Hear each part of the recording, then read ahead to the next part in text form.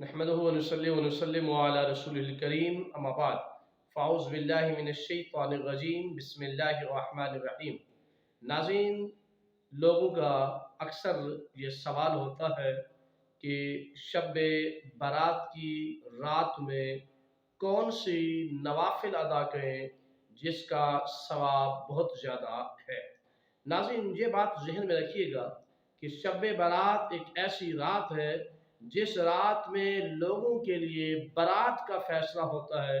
अल्लाह रब्बुल इज़्ज़त जलाल की तरफ से लोगों के लिए खजानों को खोल दिया जाता है और अल्लाह की तरफ से लोगों के लिए हर शय के खजाने वसी खोल दिए जाते हैं।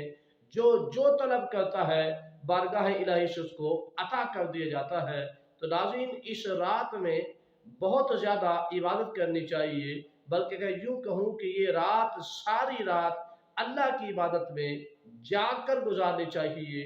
कसरत नवाफिल करनी चाहिए, कसरत तिलावत कलाम पाक करना चाहिए, कसरत इबादत करनी चाहिए।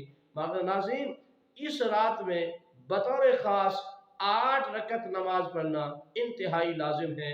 अब नाज़रीन का ये सवाल होगा कि ये 8 रकत कैसे पढ़ी जाएँ, इनकी नीयत क्या होगी, इनका तरीका क्या होगा, इनके अंदर क्या क्या पढ़ना होगा और इनके अंदर कौन कौन सी सूरतें पढ़नी होंगी, ये तमाम किस्म के सवालात होंगे। और इसका वक्त कौन सा होगा, किस वक्त ये अदा की जाए। तो नाज़रीन, आज की इस वीडियो में आपको ये बताना है कि ये कौन सी नवाफिल हैं और इनका वक्त क्या है, इनकी नीयत क्या है, इनका तरीका क्या है और इसकी फजीलत क्या है।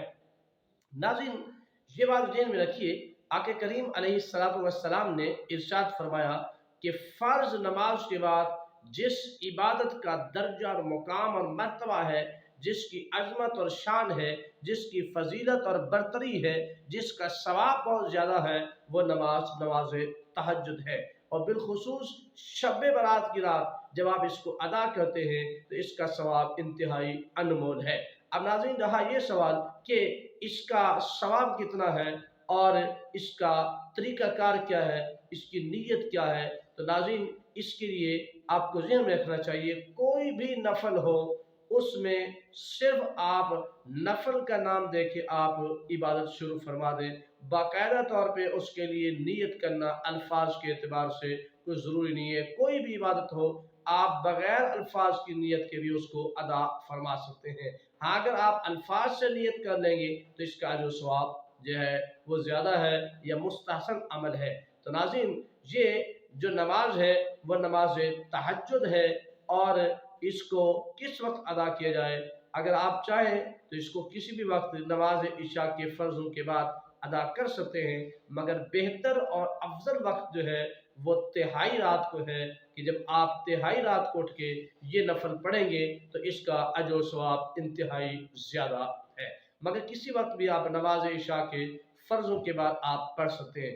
रहा इसके अंदर सूरतें कौन सी पढ़नी है, तो नाज़रीन, नफल के अंदर कोई तखसीस नहीं होती सूरतों की, बल्कि आप अलहम्द के बाद सूरत कोई भी पढ़ सकते हैं। और बल्कि अगर एक ही सूरत हर रकत में पढ़ते हैं तो फिर भी कोई हर्ज नहीं है, आप उसको पढ़ सकते हैं। मुनासिब ये है कि आप 8 रकत नफल पढ़ रहे हैं तो 2-2 रकत करके आप पढ़ें और हर रकत के अंदर आप अलहम्द के बाद जो है एक सूरत पढ़ें कुरान पाक की, या जैसे 8 रकत आप पढ़ रहे हैं तो हर रकत में सूरह जो है कुल चारों कुल जो है वो पढ़ते जाएं। तो पहली रकत में कुल या अय्युहल काफ़िरून पढ़ लें, फिर दूसरी रकत में आप कुल हुवल्लाह पढ़ लें, फिर जब तीसरी रकत शुरू करेंगे तो उसमें फिर आप सूरह फलक पढ़ लें, फिर नास पढ़ लें, फिर इसी तरह दोबारा रिवाइज कर लें। तो 8 रकत नफल आप पढ़ें। इसकी बरकत ये है, फजीलत ये है, आप जो तलब करेंगे अल्लाह की बारगाह से